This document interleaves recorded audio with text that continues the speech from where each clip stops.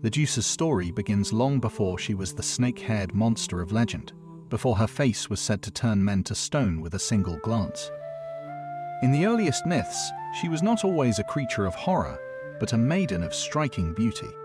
Medusa was one of three sisters known as the Gorgons, born of the primordial sea deities Perseus and Seta.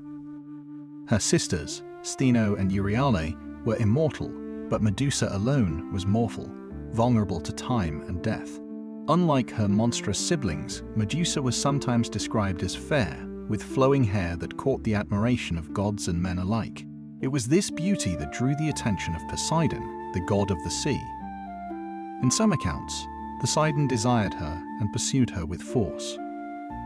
Medusa fled to the temple of Athena, the virgin goddess of wisdom and war, seeking sanctuary.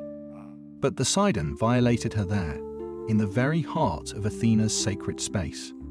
The goddess, outraged by the desecration of her temple, turned her fury not upon Poseidon, who was her equal, but upon Medusa, who was powerless to resist. As punishment, Athena transformed Medusa's hair into writhing serpents and cursed her so that anyone who looked upon her face would turn to stone.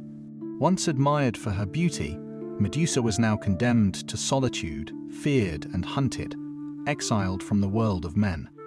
Medusa withdrew to the edges of the earth, far from mortal cities.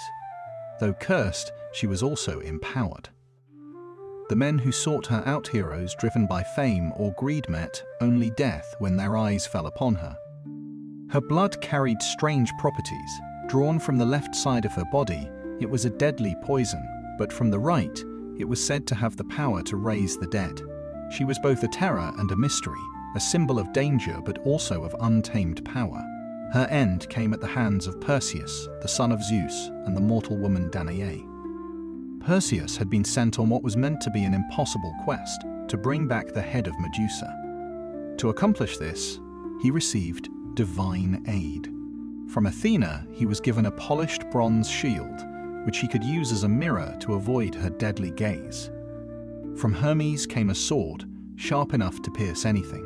The gods also provided winged sandals to carry him through the air, and in some versions, Hades' helm of invisibility to hide him from sight.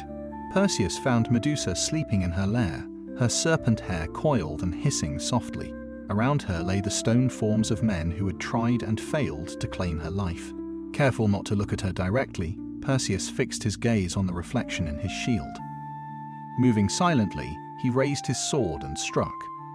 With one blow, he severed her head. From the wound sprang two children, born of her union with Poseidon: Pegasus, the winged horse, and Chrysaor, a warrior wielding a golden blade.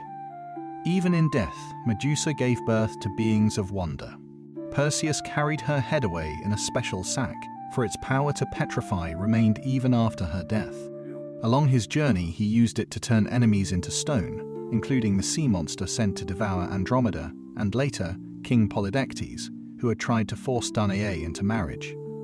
When Perseus was finished with it, he offered the head to Athena, who set it upon her shield, the Aegis, as a symbol of terror to strike fear into her foes. Yet Medusa's story is more than just a tale of monsters and heroes.